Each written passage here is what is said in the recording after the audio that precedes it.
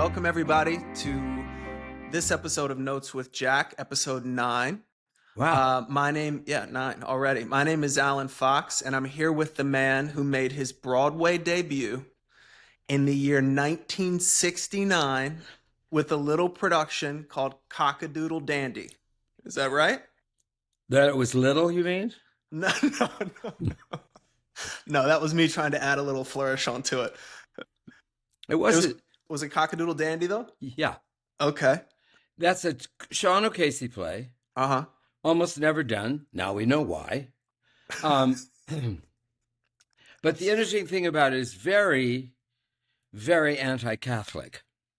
Sean O'Casey was, as many of the Irish are, very anti-Catholic. And it fell fate to who was the critic? Walter Kerr, who a genius, brilliant critic. We don't have any critics now. We have reviewers. Right. We could discuss that at some time. Yeah. But maybe we have discussed it. I'm not sure we haven't. Touched on it. But yeah, it's enough. Anyway, he was Catholic. Mm-hmm. So I didn't get a very good review. Well, what I thought about when I first read that fact was, do you think it's a coincidence that you landed on Broadway in the same year that we landed on the moon?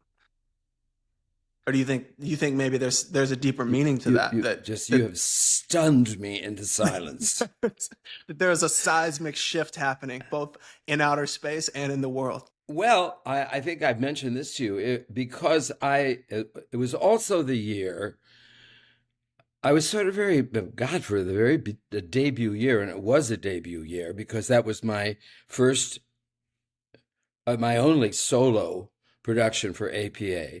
And it was instituted by John Houseman, who knew that Ellis, being my real mentor, my immediate mentor, would probably not give me a production. It's a kind of interesting thing that the person you train, you don't usually give them their debut for it's like nepotism or something. I don't know. Anyway, he wasn't having it, and he was pretty much falling apart emotionally and physically at that point. He'd done it for 10 years. There was a huge output of energy by him, and an extraordinary accomplishment. But John Houseman knew that Ellis was running out of steam, and we had a residency at the University of Michigan, which is where I initially met that group when I was a graduate student there. Mm-hmm. And so we had to contract to do some different plays for them that were not included in going on in the repertory. And John wanted me to do this play for Ann Arbor, knowing that something was going to fall out. It was really very clever of him. Yeah. And something did fall out. And we needed another play. And I had done it with my sort of friends, the lower group of people in APA, many of whom went on to really interesting careers, better than the ones who played it. Yeah. And then we recast it for Broadway. And that was my debut. And the same year, 69, yes, that we went on the moon, yes. I had also made my Shakespeare debut at the Globe Theater in the summer with Comedy of Errors, which, by the way, had in it Christopher Walken, Seda Thompson. I mean, unbelievable people. And my lover at the time was playing the comedy lead opposite Chris, Jimmy Whittle. Bless his heart. Yeah. And he was in a production, Richard Easton's production of Julius Caesar, where he had fallen on a knee and he had an enlarged bursa. And after the opening performance, did I ever tell you this? Yeah, it's one of my favorite stories. It's Keep going. great. Yeah, It's a great such story. a good story. Yeah, Great story. So let's just set the table real quick so everyone listening really understands. So This is 1969. It's your first year you directed on Broadway. This is also the first time you're directing Shakespeare, Comedy of Errors. At San Diego at the Old Globe. Okay. And Ellis has gone to direct Richard Easton and Sada Thompson in Macbeth. Mm-hmm. That's the card. Yeah. And then Richard, who comes over from England to do this, he gets to direct himself in Julius Caesar. And now we need a comedy. Oh, okay. Oh, let's let Jack do Comedy of Errors, right? Yeah, he's a funny guy. He can do Comedy of Errors. And who can get hurt? Right. So also I have Bob James doing the score. I mean, and I have that beautiful company. Yeah. So we the hit. Guess what the hit of the summer is? Right. Comedy of Errors. Of course. People flipped over. It was adorable. Sure. But on the opening night, my lover is fought Uncle Boom and has a terrible enlarged burst and goes to the hospital and is in the hospital. And the next night, who's going to play with Chris Walken? There are no understudies. This is a summer Shakespeare. No. So they look at me and they said, "Can you do it?" And and you can know the answer to this. First of all, I could play everybody's part because I'm a young director. I'm so excited and so thrilled to be doing this that I knew everybody's part. Yes, of course I know his part. Also, he's my lover, so You've been running lines for weeks. I'm terrified he's going to fuck it up. What have I done? So they said, "Would you do it?" And I said, okay. So I get ready, and I've done a whole prologue. Because the character Egon tells the story of the ship and the kids, the twins are separated and blah blah blah. And I chose to do it with us all sitting there in rehearsal clothes, listening to this play being discussed. And then we all picked parts up, and everybody was in a different period. Comedy of Errors, get it? Yeah. And so, except for the Dromios, the twin Dromios, there was one costume. Hold on, I just want to point out very quickly. Now, maybe this is why I wanted to make that bad joke about 1969. It's a little bit like what you just did with Ghosts. Sort of out. Are you saying 60 years later, I've had another idea in my life? No, I'm saying time is a circle. Because it's a little bit like what you did, right? Just like quickly. Like it's sort of this idea of like we're in a production that morphs into the production. Wow, that's true. Good for you. This is my symbol for time. Well, people can't see it unless they're watching, but this is my time as a circle symbol. Anyways, I didn't mean to cut you off. All right, so they're listening to this prologue. You have to cut me off. There's no going forward if you don't cut me off. So anyway, okay, this is all to say. Two things about this. I'm off, wait, go ready to go out. Doing my lines. Do I remember the lines? Okay, and then I go out, right? Then I do the scene. Shot with adrenaline, you can imagine, right? With Christopher Walken. We can make that, Christopher Walken. We're a team, Chris and I. Yeah. And also, I had done the comedy for my lover, who was slight and funny and offbeat, and everything I'm not. And I knew intuitively that I couldn't do his performance, but I'm the director and I know what's funny, and I think I ought to be able to do this. So anyway. Is he, one question, is he there or is he like, can he leave? I know he has the injury, your lover. He's in the hospital. Right. Okay. That's what I was wondering. He didn't make his way to the crowd. He's in the hospital. Okay. He's in the hospital for 3 days. Yeah, he's gone. He's gone. The stage is yours, man. Stage is mine. So I think I better say something. So I go out to the audience before the show starts, and I introduce myself, and I said, "This is unfortunately what we have tonight. I'm your Dromio," right? And of course, audiences love that. Right? They just love it because who knows what's going to happen, right? And this poor sap is up there, and okay, well, of course, I'm not bad. I'm not too bad. And to the degree that this is true. There's a thing you can do on stage if you're a comic actor. You lay the line out. It's a great line, right? And you get a laugh, and you hold. And then you do a sort of shift. Like, what did I just say? And you get another laugh. Right. Right. That's two. Yeah. And then if you're really good, you bring it home with a sort of, yeah, that's right, or whatever, Sure. and you get around, Sure. get around, right? Sure. And I think people probably work their lives for that moment to see, there's my laugh, I got a second laugh, and then I get a round of applause, right? I did it every night. I get every night. Jimmy couldn't do it. He didn't get. Right. No, I never said this to him. God rest his soul. But he didn't do it. But I got it every night. I got it right. Right. And when it was happening, when I was holding and getting the round each night, I was thinking to myself actively, this is what actors live for, and I'm not enjoying this at all. I do not like doing it. Wow. I'm not happy here. Yeah.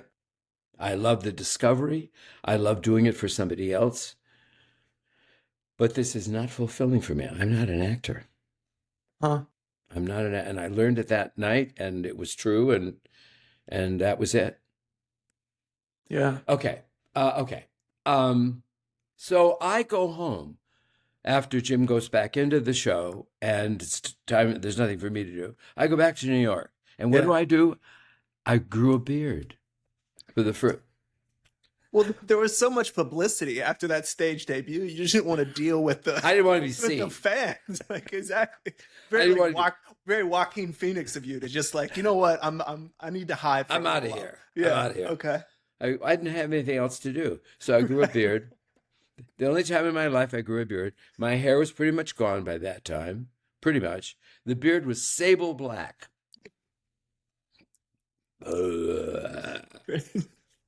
Right. And a lot of people hit on me. Well, yeah, man. I mean, first off, you just had an incredible stage debut. No, right? They don't. No, I know. I'm teasing. They don't know that I'm this close to Chris Walken. They don't know. I'm teasing. Well, then wait a second. So, hold on. But Jimmy, are you still with Jim? No. He's back in, no. So he's back doing the play. You're in New York. Are you guys still together? Yeah. Okay, so you're like, I like the attention, but no, I'm off the market, more or less. Yeah, I did what I had to do. I stood. Also, I have to tell you this. So every night I go out and give this speech for 10 days, for let's say a week. Yeah. Ladies and gentlemen, blah blah blah. And in the prologue, Seda, I'm up in the inner above with my legs dangling over, listening to the story. And behind me on the staircase is Seda Thompson, the great Seda Thompson. Mm-hmm. She's playing, as a favor, she's playing the courtesan. She has like one scene or something. She's very funny. She was great. Great actress. So I do this speech every night. Yeah. And one night I've given the speech and I'm sitting here listening, and I'm aware of Seda moving a little closer and closer. And I thought, what's going on here, right? And I feel she bumps me with her knee. Boom. I look up and she says, "Don't you think you should cut the commercial? We're looking pretty stupid up here." So I'm getting there. Please like me because I'm the director, and and then I go out and fucking kill as a comic, right? Yeah. I mean, Chris Walken and I would come out, take our call together, standing ovation every night. Unbelievable. Man, it's so amazing. What I find so amazing about that is you realized in that moment of success, this isn't me. What a powerful thing to realize. Unbelievable. What a gift. Well, yeah, because it's also then the rest of your career. You get to kind of be like, this is for you. I do something else, It's also, it started right at the beginning that actors knew I didn't want to do that. Yeah. Yeah. That I wanted to give them whatever I could that was an inspiration or a good idea or whatever, but not because I wanted to do it myself. Yeah. No, and it's amazing. Why did we get onto this subject? This is because a lot of important things happened in 1969. We landed on the moon. You grew a beard. You made your Shakespeare stage debut. You made your Shakespeare directing debut, and you debuted on Broadway. Which I'm kind of curious. Was that a better experience? Did it pale in comparison to growing a beard? Like, how did that go? I remember it was okay. Yeah, I had very good actors. I mean, Richard Easton went in as one of the and sang in the show. I had Catherine Hellman, the lovely Catherine Hellman, who was in Soap, and she was the original sort of Maid Marian. Patricia Connolly, who was ranked higher in the company, took that part over. Donald Moffat, rest his soul, was in it. Sidney Walker, rest his soul. These were the top sure. people in the company. Yeah, And it was a better cast, and I'm not sure it was a better production than the scrappy sort of lower class one that I did originally. That was less important, maybe less self-conscious. sure. I don't know. I don't remember too much about it, except looking back, I was not, how do I say this? I was not yet a director, Alan. I was an applicant. I was a devotee.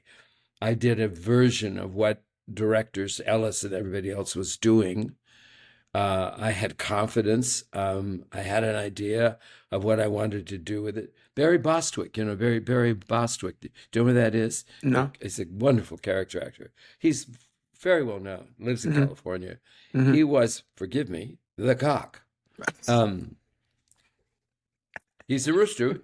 He's a rooster. It's a real character actor, right? He was a rooster. He Yeah. was dressed in this beautiful costume as Yeah. a rooster, which was sort of a symbol of sexual rapacious naughtiness in Sure. the land. This Sure. big bird. Yeah, yeah. It was sort of fascinating. Yeah, yeah. Now that I think about it, it was pretty good. Yeah. Anyway, Do you feel like you were doing an imitation of I those people felt you'd been learning from? I thought I was a fake. Yeah. I really did. I thought I was like trying to make something work, but I don't know. Yeah. When did that shift? Do you remember when there was a moment? Yes, I do. Yes, I do. Um, it took 10 years Hmm. um, before I actually felt, oh, this is me. I'm now doing this. And it was at the Globe, and it was Midsummer Night's Dream, and it was 1979, 78, 79, 78. About 10 years later, the Globe burned down. It was the victim of an arsonist who went run around the country burning theaters down. I think his name was Trump. I'm kidding. Wait, pause. Go, Yeah. go All for life. second part of your laugh. Now the third. Anyway, Good one. anyway, yeah, I was 10 years on the road, learning my craft and learning how to do it. And then that production, when the theater burned down and we all rallied, and so there was something kind of really important about it. And I was scheduled to do Dream that summer in the theater that burned down, that was not anywhere near as exciting as the temporary outside festival stage we put up in 70 days, which was like a ballroom. And suddenly I had all the room in the world, and my imagination just shot. Yeah. And it was beautiful. It's still one of the best shows I've ever done. Even now, I remember it distinctly. But Yeah. that was me. Suddenly I thought, oh, that's who I am. Yeah. This is who I am as a director. I feel like I relate to that a lot in this moment. We talked last episode about the script that, got the pass on this last one and how hard that was to deal with. But what's funny is because I've just started having that feel, without the sort of the stage productions as much, but even the highest to lowest or whatever, like didn't feel like me necessarily, Yeah. even with whatever, Sure. public sort of facing it may be. Whereas like just now in the process starts to feel like I'm not doing an imitation of Yeah, other I know. people, I know. which is interesting. It's just interesting how long it's taken, Also, may I say, I had to shake off Ghosts this past week. Yeah, I want to get into that. I mean, I loved had hearing to- about, 1969, but tell me about that because you're back in Connecticut. I'm home, yeah. Yeah. And tell me about shaking it off. It's like it's open now. So basically, you've kind of let it go. It's very good. Yeah, I think the reviews are quite good. Excuse me. I don't really know. I'm so interesting. The morning that the review was coming out, I woke up around 4 o'clock and I wonder how it's going to be like. And then yeah, I actually thought, you have nothing to prove. yeah, You don't need to read a review. yeah, It's either good, bad, or indifferent. But the point is this, you're not asking for people's approval anymore. yeah. Is that the You first are, time you've had that feeling? no, I don't think so, but it calmed me down Yeah, and it made me not go get the paper yeah, yeah, yeah, yeah, because I thought to myself, look at what you've done. I mean, you've done musicals, you've done Shakespeare, you've done stop art, you've done created new shows, you've done, you've run a theater, you've had this amazing career. What the fuck is your problem? This is what you do. yeah, Be grateful. Be just humbly grateful that you're still doing it and that people are allowing you to do it, yeah, which is true, yeah, absolutely true. yeah, And I look at it and I'm really proud of it. It's a very difficult show. It's simply beautiful to look at, and these actors, these 5 actors, are as good as American acting gets. yeah, Lily Rabe and Billy Crudup and Hamish Linklater and Ella Beatty and Levon Hawke, who has never been in a play in his life, yeah, playing one of the hardest parts in the world. yeah, They're fantastic. yeah, And the interesting thing is, to me, is that after a while if the show's a success. yeah. I remember reading an article, I think in the paper years ago, and it was Campbell Scott's mother, George C. Scott, and God, names just go. Everybody out there knows who this is. I don't, so don't feel bad. Well, this is embarrassing. I hate to do this. It's more, we do this. I mean, it's too many people in my life. I just can't get the names. Yeah. She said, if you have done a show, you don't. If the show's successful, don't read the paper. If it's a success, the phone rings. And if it doesn't, So you're just laying in bed all morning waiting for the phone. And if the phone doesn't ring, probably not good. Right. So in this case, yes, the phone rings and rings and rings. And the interesting thing is that Andre Bishop, this is the last of his shows. I know that the board has been very hard on him recently. I think he's been very depressed. The board loves this show. Mm. I'm up here in New Milford, Connecticut. My grocer stops me yesterday. Jack, I hear it's great. Can I get tickets? Huh. How's that? That's amazing. Yeah, amazing. That's so amazing. So but now that you're back, how are you decompressing? So because you're going to be going into rehearsals in for Shucked in London. It's like, what does that do? You said I have to get rid of this. I mean, I was awake all night last night. I did not sleep last night. Not because I'm worried, but because I realized just before I fell asleep, or tried to fall asleep, I was falling asleep, that the one person over the opening night that I did not spend any time with is the Irish translator. I adore him. We're such good friends. Yeah. We embraced bye, and now he's back in Dublin. And we didn't, we should have huddled in a pub somewhere and picked over the remains of the carcass, discussing what had happened, Yeah. He directed his own version of this a year ago. So he's also a director. Yeah. So for him to come in, sit down, and see my production completely antithetical to whatever he did. Yeah. And then processing it. How does he feel about that? How does he feel about that as the adapter? How does he feel about, what have you? I mean, it's huge. Yeah. And the thing is, I was saying the difference is that, I've been working on a musical recently, which is like being in a drunk bar with people. I mean, everybody's happy and having a good time and knocking it back and enjoying each other. And it's just so, who we are as Americans in the theater is so much fun.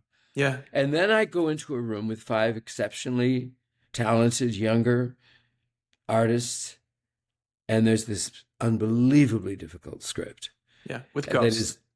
Ghosts Right. by a great playwright written in Yeah. the 1800s. Yeah. That's still relevant today. Yeah. And, we're not used to sitting in front of great work. And Yeah. we like entertainment. We want to just blank Yeah. out or whatever. We Well, want shucked. We want to be drunk in the bar hanging out. we Like it just feels we better. absolutely do. Yeah. And who wouldn't? Yeah. But the art form, the play, is also there to rip you open, to Yeah. give you a different experience. And Yeah. earlier in the week, I had gone to see this production of Othello with Denzel Washington, Mm-hmm. Jake Gyllenhaal, because I wanted to see how they did. Yeah. And whatever the values, the good and bad and different of that Yeah. production, I'm sitting in front of a great play. Yeah. Great play. Yeah. And I've done it 2 or 3 times myself, so I know the play extremely well. Yeah. But I'm sitting there thinking, holy shit, this is an extraordinary play. Yeah. And the poetry and the language and Shakespeare. I mean, it's just not entertainment. It's a relationship. You yourself are on Yeah. display. You have to be tested to see if Yeah. you can. Are you getting it all? Do you love it? Are you frightened? Whatever. Yeah. Yeah. And Ghosts is that. So Yeah. there's 2 plays in New York right now Yeah. that are great plays. Yeah. Yeah. Not just entertainment, great plays. Yeah. And I did one of them. Thank you very much. So now I'm like, I've got to get out of here. Yeah. I have to. This space, you mean? This I have sort of to- emotional heaviness, mental heaviness. and the responsibility of trying to help the audience, the actors understand what that means, and can you use that better? And it's such a painful play anyway. Yeah. And you think, holy shit, this is really difficult. Yeah. It has taken me over. Yeah. And now I need to let it go. Yeah.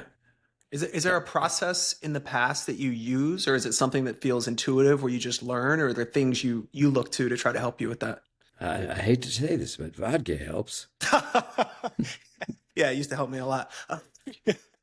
No, I know that's a terrible thing to say. No, it's a I know terrible what thing you to mean. say. Yeah. And I'm ashamed to say that because I'm Irish, so that Right. I'm not an alcoholic, but I understand why we are, Yeah. why we can be. Yeah. Yeah. I mean, you have to extricate yourself from that channel Yeah. that is talking to you all the time. No, be better. Go deeper. Make sure. Do they get that? Do they Yeah. get that?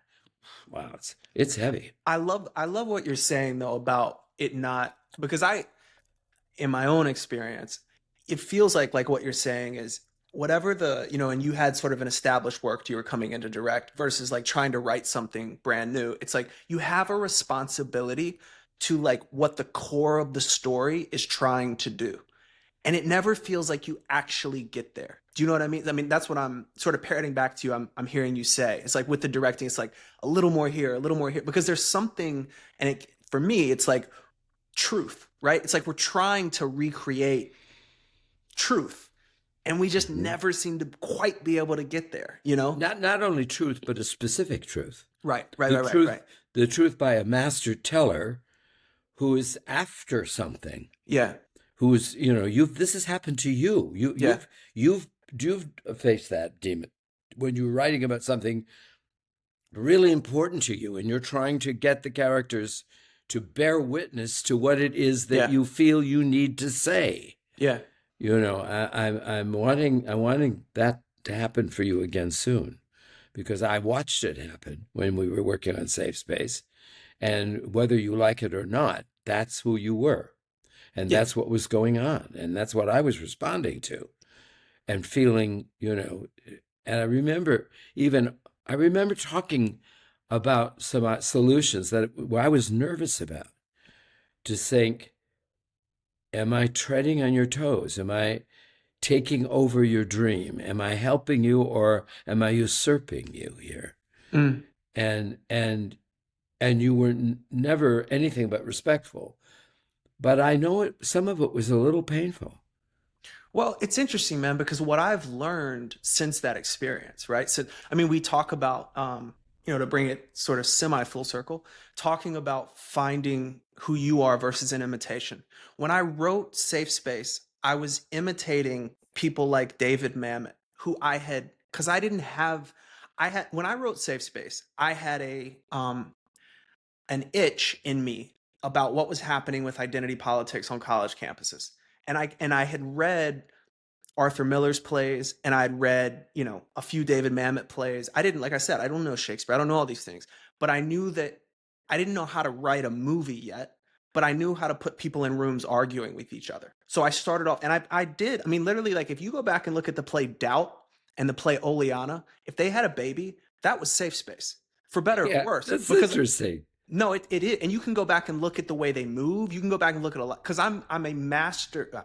I hesitate. I'm not a master of anything, but I'm a very like high level pattern recognition. I recognize patterns like free. Like I don't know how to live You with sure people you sometimes because I cer really recognize patterns, you certainly do. which is a gift when you're trying to learn how to do something. But then it becomes sort of a curse because I get so good at mirroring. I mirror people. I mirror people's techniques, all kinds of things. In Safe Space, I was just mirroring Mamet and John Patrick Shanley with Doubt, and it had this baby, and out came Safe Space. But Alan, that is a career. Well, I know, That's but it's that's not. no, no, no, no, Yeah, no, no, no. That is what we do. it's not my You, career. That's the you only thing I'll say because it wasn't. I don't think it was me yet, or there was some let variable there. Go let ahead. me Go ahead. let me finish. Yeah, sorry. What I'm saying is nobody knows how to do that. Right. They didn't know how to do it. Arthur didn't know how to do it. We are magpies. Yeah. We pick up something that is pretty or glittering and make it our own. Yeah. And your version of that is not authentic. You're absolutely right about the pattern, but the result doesn't sound like it. Now, you may think, boy, this is so endemic because it's really what I feel about myself, and it's what I feel about us. Yeah. Is that basically I have been an amalgam of being attracted to other effects, other personalities, other solutions. I've borrowed them, I've tried them, I've ingested them, I've spit them out. Then I've not trusted them, and then I have trusted them, and then I'm a sort of quilt Mm. of influences that now I can say substantially are sort of me-isms, and Hmm. we're here toying around with this whole idea. Yeah. Yeah. I'm just a daubed being of all those influences that somehow, because they're attached to me, have changed my shape, my color, my frame, my reference. And now, basically, I speak with a kind of authority that is not real. Mm. It's made up of magnetized bits that I thought were cool and relevant and helpful. Yeah. And you can reject that. No, You I don't. can, I don't reject it at all. well, you uh, you're in an interesting phase right now because I'm simply saying I had 10 years of that Yeah. before I walked into the room as me, and still I'm not sure that it isn't fake. Yeah. I'm still not sure that. I mean, I tell you this because, and we're experiencing it. People are constantly coming up telling me all the time now what I said to them, and they quote these fantastic things. I don't remember any of that shit. None of it. None of it. So Right. so who said that? I mean, because it meant something to them, and they wrote it down, and now they're showing it to me, saying, "I live my life this way because you changed it." And you think, what the fuck are you people talking about? That's a lot of responsibility. Well, isn't it? Isn't Yeah. it? Yeah. It's a mystery. It's a real mystery. Yeah. But what I really like about you, Jack, is when you, because I watch you give advice to people just in it's who you are. It's your beat. It's you do it, right? It's just like it's part of what you do, right? It's like I think you said in another episode, like you go into the jury room and you're kind of like, let's go this way. It's like you're natural in that way of directing and leading. And I watch when you talk to people that what I really like though is that you listen to people and you give them advice. You don't tell them what you would do.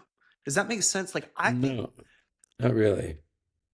a lot of times when you talk to people, they will pitch you what they did as their advice. You and some people I meet have this gift of really seeing someone and targeting their advice because it's like you see them. I just feel like I once heard this quote from John Mayer where he said, if you want somebody to tell you you can make it, ask someone who made it. And if you want someone to tell you you probably can't make it, ask someone who didn't make it, right? And it's like Mhm. one thing I've always really admired about you when I watch you talk with people is you see people for who they are and advise that person versus hearing what they're saying and kind of parroting what you would do. Does that make sense? Like I feel like I Yeah. watch you target advice to people versus just sharing you. You're saying something that is ringing a bell in another way about Richard Easton, God rest his soul, Mm, who used to say about why he liked to work with me because I made out of the room something that was there. yeah. I didn't come in with a concept or an idea that you had to do what I said. I saw what was there and then went to work and Mm, made something of that. yeah. And I think that's sort of what you're saying about Yeah. I do listen to people and I think maybe it is what I do. Because sometimes it doesn't sound like me. Well, and but that's kind of what I mean is like I mean even to start this episode when you talked about how a real gift you can give to actors and actresses is them knowing you don't want to be an actor or an actress. And it speaks to so much of, times you've told me sometimes where you're like, I don't feel like anyone really sees me. And it's like, well, part of your gift is the fact that you've let everyone else stand at the front of the stage. And it's why everyone you've ever worked with loves you so much. But it's why sometimes you're like, hey, me over here, you know what I mean? Which is only natural. But I think part of that is such a gift. And I watch you, I've seen you do it tons of times you, so many people give advice based upon what they did, almost to justify things that they think. Versus, I watch you listen to people and advise them based upon who you see them as. And I think you probably see them at a core that maybe they don't see themselves sometime. And maybe that's why you've been so effective in doing it. I don't know. I'm also aware these days that a lot of older people are being listened to. Yeah. It's A- coming It's like sort of well, more and more. uh we haven't had a sort of cadre Yeah. of octogenarian people in front of us. I mean, 30, 40 years ago, I didn't know anybody in there. I knew very few people in their 80s, no one in their 90s. Now Yeah. I know a lot of people that are almost 100, and Manny Eisenberg. I had dinner with Manny Eisenberg, a producer, was Neil Simon's producer forever, Mm. and started out with Saint Suber as his gopher. He's been in the trenches much longer than me. Yeah. There's Manny and his wife having dinner with Marsha Mason and me a couple of weeks ago, and he's the vitality of the man, and he was funny and he was wry and interesting and not full of BS and not impressed with himself but contributing. And then we got out and I walked behind him, and he's 10 years older, almost 10 years older than me, strides out of the restaurant, and I was like 3 feet off the ground. I thought, I've got to get my shit together here. I, you know, I can't keep up with this guy. Right. Right. No, but it's so true, man. And I think like, to wrap up because we're a little over, but Oh, are we? one God, reason, yeah, I mean we could go all night, but no, we can't. I I don't know. Part of the reason I want to do this is kind of because of what you're saying, which is like I think there's so much value. You're right. We are listening to people that are older and there are more opportunities for us to listen because people living longer and staying active longer. But the key is finding out how to translate the information to why it applies now, right? Because it's so easy to cast aside so much info. Go The other thing is there's a lot of bullshit out there right now. ahead. There's a lot Yeah. of lying. There's a Yeah. lot of contriving. There's a lot of people sort of playing the game.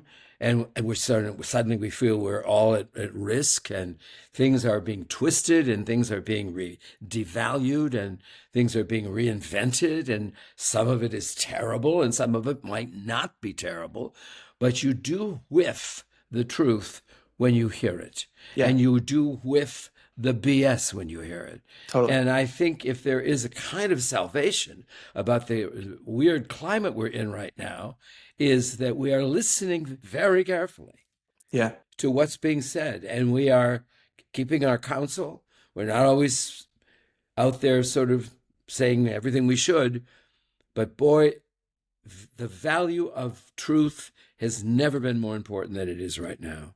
And we must, all of us, make it count. That's all I feel. Yeah. And while I can't speak for you, but that's why every morning when I wake up and I'm so upset that I'm going to fight again with the blank page to get to the truth that you feel like you have in your mind, or you, when you pick up the script and you're like, man, I'm going to stay awake or I'm waking up at 3 a.m. trying to get to that truth that I know is there, that I have to try harder each and every day. That's the reason to do it. It's because you value whatever that ping, whatever that sound is that the truth sounds like. You're like, man, if I could just get to that, then that will be, I did my duty. This was my responsibility with this piece, was to get to that sound, or that, the way the truth sounds, or at least that's how I psych myself into it. One more idea. Okay. I discovered in the neighborhood. Yeah. In your neighborhood. A new butcher. Wait, hold on. I had a burger last night that I would have screwed if I was able to do so. It was so good. It was so unbelievable. And I saw the steaks, Alan, in the steaks these guys have got. Right. Come back to Connecticut, Alan. Well, there's a steak waiting for you. I know. All right. Well, I'll be back soon. I'm glad to hear about the butcher. Jack, such a great conversation. Love you. I'm so grateful for it, as always. Me too. Love you too. Me too. And we'll pick up next week. Okay, can't wait. All right. Talk to you then. Thank you. All right. Thanks, everyone. Bye-bye.